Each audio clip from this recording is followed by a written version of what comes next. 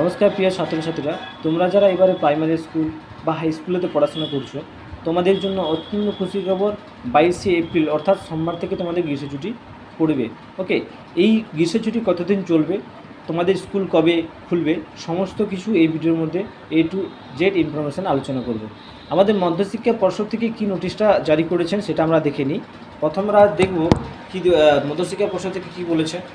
তো West Bengal summer vacation holiday from 22 April 2024 official configuration. অবশেষে ছাত্রছাত্রীদের কথা মাথায় রেখে বড় সিদ্ধান্ত নিল পশ্চিমবঙ্গ সরকার ও শিক্ষা বিভাগ।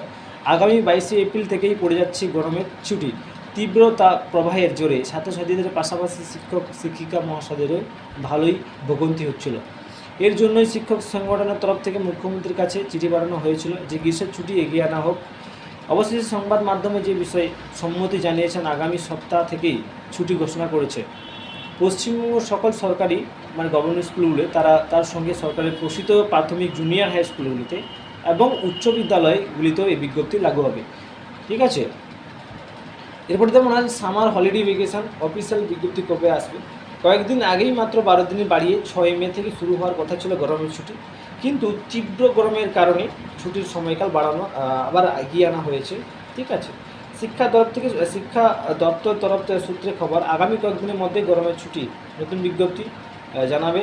কিন্তু যেই জানাবে কোথায়, সেই ওয়েবসাইটটার নাম কি, HTTP WWBS West Bengal board of secondary education থেকে।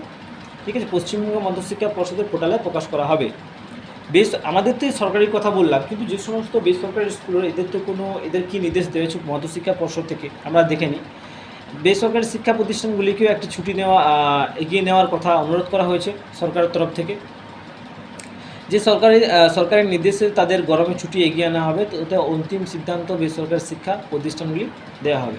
এটা তো দেখলাম আমরা প্রাইমারি বা উচ্চ বিদ্যালয় বা বেসরকারি স্কুলগুলিতে, কিন্তু আমরা দেখব এখন যারা কলেজ বা বিশ্ববিদ্যালয়গুলি তাদের কী হবে।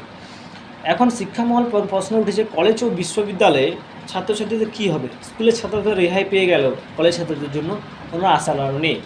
কলেজের সেমিস্টার সিস্টেম, পাঠ্যক্রম প্রক্রিয়া, পরীক্ষা এবং অন্যান্য বিষয়ের কথা মাথায় রেখে শিক্ষা দপ্তর সমস্ত সিদ্ধান্ত বিশ্ববিদ্যালয় কর্তৃপক্ষের ওপরে ছেড়ে দিয়েছেন। ঠিক আছে, এই ছিল আমাদের A to Z ইনফরমেশান। ঠিক আছে, তোমাদের ভালো লাগলে লাইক, কমেন্ট এবং সাবস্ক্রাইব করে রাখবে। এখানেই আমরা ভিডিওটি শেষ করব।